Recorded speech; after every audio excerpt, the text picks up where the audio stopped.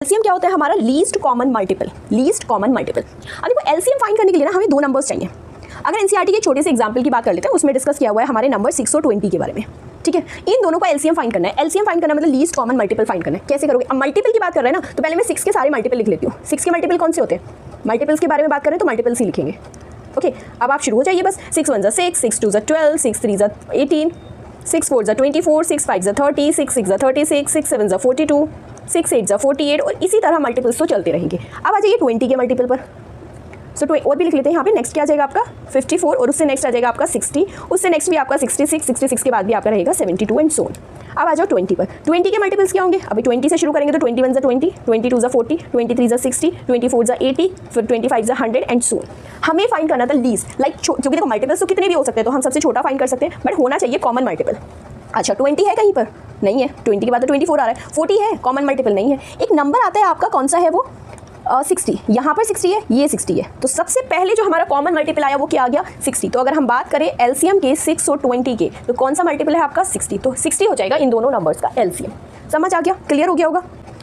सो जिन भी नंबर का हमें मल्टीपल एलसीएम फाइंड करना है, सबसे पहले उनके मल्टीपल देख लेंगे और ये हो जाएगा हमारा कॉमन मल्टीपल। ये अभी हम समझा रही हूँ कि लीस्ट कॉमन मल्टीपल क्या होता है, उसके बाद डिस्कस करेंगे इसको फाइंड करने का इजी मेथड।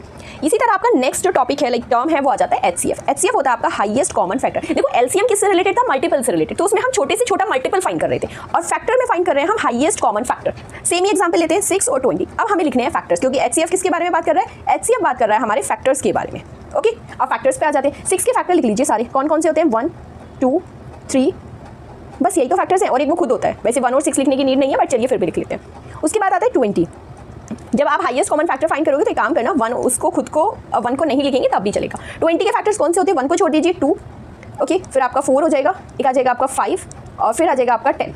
ये 4 फैक्टर्स होते हैं ना 20 के, क्योंकि 20 किस किस के टेबल में आता है? 2 के टेबल में आता है, 4 के टेबल में आता है, 5 के और 10 के टेबल में आता है। ओके, अब इसमें देखना highest common factor. Common factor कौन सा है? देखो एक कॉमन तो है आपका 2 ही तो कॉमन है ना, बस इसमें 3 है, इसमें 4 5 10 है। तो अगर इन दोनों के एचसीएफ की बात करेंगे तो हमारा एचसीएफ जो आ जाएगा 6 और 20 का, वो हो जाएगा सिर्फ 2। उससे ज़्यादा इसमें कुछ भी कॉमन नहीं है।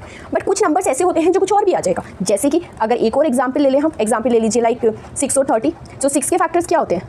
6 के फैक्टर्स की बात करें अगर हम, तो क्या हो जाएगा आपका 2 और 3 है, वो तो सिंपल है। अगर 30 की बात करें तो 30 के फैक्टर्स कौन से आ जाएंगे? इसको 1 और 6 भी लिख लीजिए अगर सिंपली कंफ्यूज नहीं होना है ना। 1 और 20। चलिए, तो 30 के कौन से आ जाएंगे? 1 2 3 भी होता है, 5 होता है, 6 होता है, उसके बाद आपका 10 भी आ जाएगा, 15 होता है और वो खुद भी होता है 30। अब हमें फाइंड करना था हाईएस्ट कॉमन फैक्टर। अब हाईएस्ट कौन सा है भाई? 1 भी है कॉमन फैक्टर, तो 2 भी है कॉमन फैक्टर, 3 भी है कॉमन फैक्टर और साथ में 6 भी है कॉमन फैक्टर। बट अगर हम बात करें हाईएस्ट कॉमन फैक्टर की, तो हाईएस्ट कौन सा है भाई? हाईएस्ट आपका आ जाएगा 6, है ना। हाईएस्ट कौन सा आ गया? 6 आ गया ना। तो अगर एचसीएफ